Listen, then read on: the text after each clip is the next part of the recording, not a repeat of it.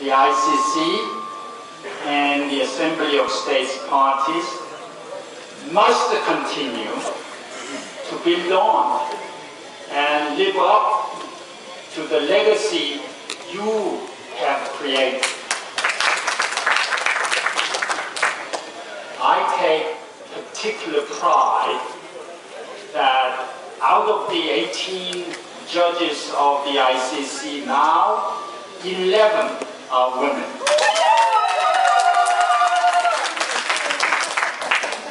The men are in the minority for what is very probably for the first time in an international court.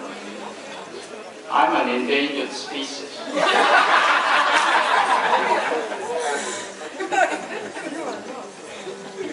We continue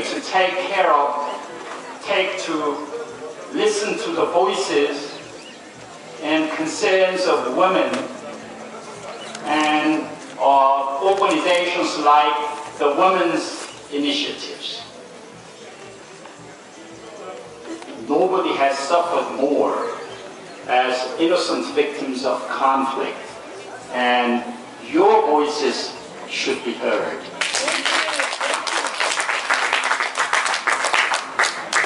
I do hope that this Women's Court will add an important voice which you